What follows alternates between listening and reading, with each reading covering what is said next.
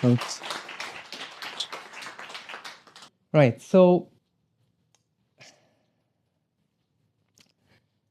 I'm doing something right now that most of you might not have done in a long, long time. Nothing. No device apart from this one. Just being here with you. You know, a few weeks back, I sat in silence for 5 minutes. I decided to.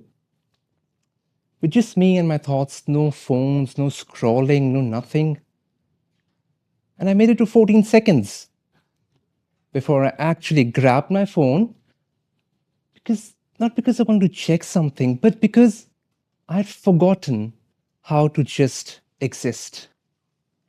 And that's when I realized AI won't replace me. I've already replaced myself. Now, let me tell you about someone I recently met. Let's call her Rachel. Rachel's 28. She's a software engineer, really smart. She reached out to me after attending an event where I was invited to speak about AI dependency. It was nice.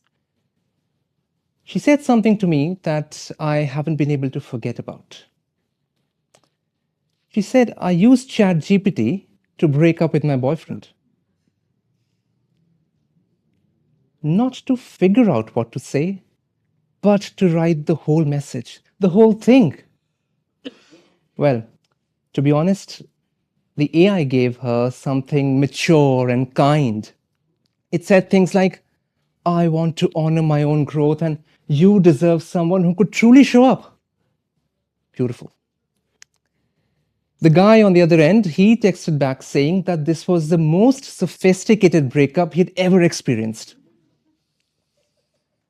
Yeah. Anyways, we spoke for another 15 minutes or so.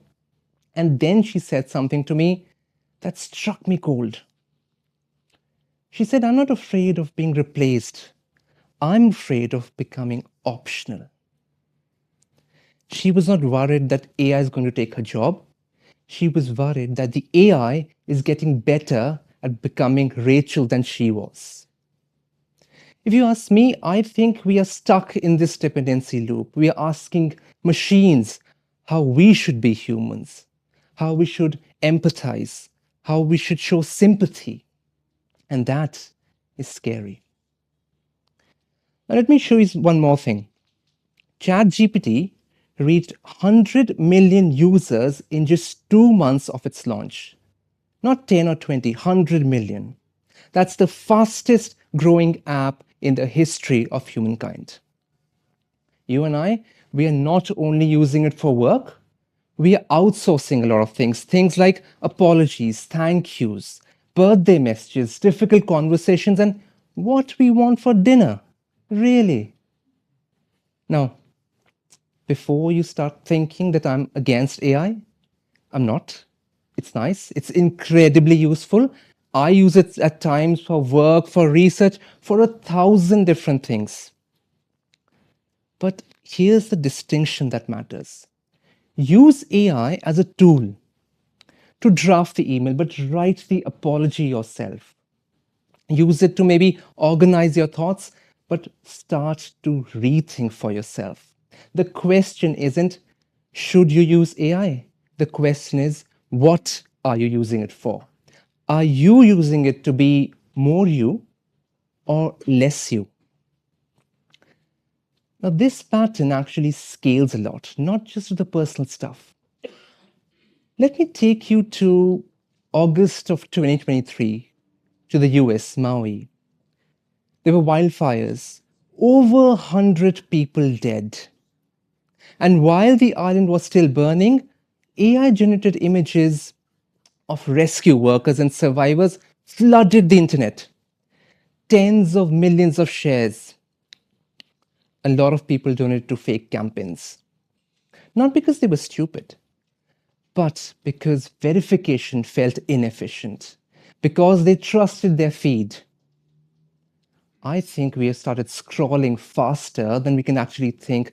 We have outsourced the truth itself. Now, let me lighten the mood here a bit. let me tell you about me. A little story, right? So, my wife and I, we celebrated our 10th wedding anniversary last year. It was nice, it was beautiful. I asked one of her friends to film us while I'll do the re-proposal. It went well. So I sat down, I wrote something. It was nice, it was good. But then I thought, this is going to be the biggest thing I'm ever going to say to anyone. It has to be perfect. So what did I do? I opened an AI, gave it my speech and said, make it more memorable and romantic. And oh boy, did it. It gave me something amazing. There was this line about choosing her in every lifetime, in every version of the universe. Poetic. Even Shakespeare would have cried. So I used it. Well, I edited a bit. It made it sound more like me. But that lifetime line, that was pure algorithm. So now picture this. The ring, restaurant, one knee. I said the words. She cried. Her friend cried. People on the other tables cried. The video went viral on Instagram. 3,000 likes. Her mum still watches it as if it's some kind of guided meditation. And honestly, I meant every word. I want her in every lifetime. But there's always a but. But the morning after, we are in bed. She's half asleep, head on my shoulder, and she says, darling, say that lifetime line again. And I froze. I forgot what the line was. I knew there was something about lifetimes and stuff, but the words, gone. Because I had put in so much effort to memorize an AI version. But I'm smart. I took out my phone, I opened the draft, and I started to read back to her. She's smarter. She said, oh, wait, not like that. In your own words, silly. I said, okay, challenge accepted. So, to save myself from embarrassment, I said something embarrassing. I said, I just want to hang out with you for the rest of my life. Exactly. Even she laughed like that. And she said, yes, that's more like you. That's nice. And I was like, should I be offended or relieved?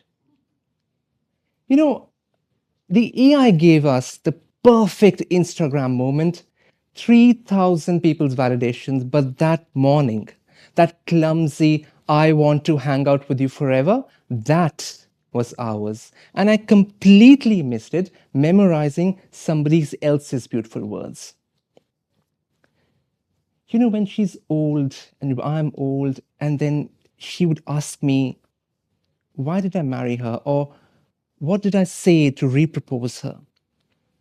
Which version am I going to remember? The version that gave me 3,000 likes or the one that was actually mine? I don't know the answer to that. Right. I get the vibe in the room. Before you start judging me and saying, oh, now the next thing he's going to say is AI is bad, technology is bad, put your phones down, go touch grass. No, I'm not going to say that. Because that is lazy. Being human is hard. The truth is hard. Being human means taking a decision and living with it, risking rejection. AI didn't make us scared of those things. We already were. AI just gave us the permission to stop trying. At this point, I would actually like to ask you to do three things. Take it as a challenge, or if this talk even motivated you a bit, for the next 4 weeks, do these three things. Just think about yourself. Notice. Notice when you're about to outsource something. Just notice. And when you notice, you realize, what are you doing? Choose one time this week, next week, the week following that.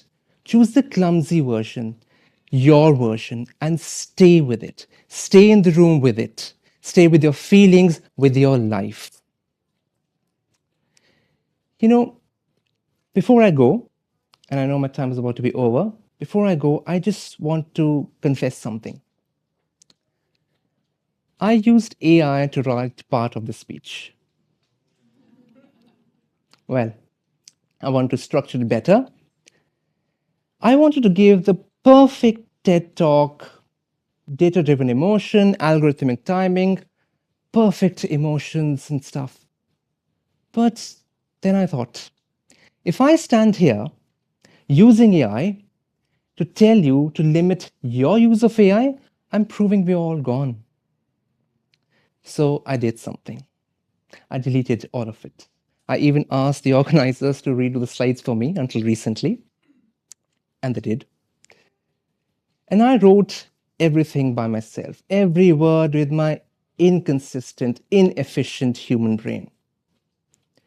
Yes, maybe it's not perfect, maybe the structure's messier, maybe the timing's a bit off, maybe some jokes didn't land, but it's mine, and I am proud of it.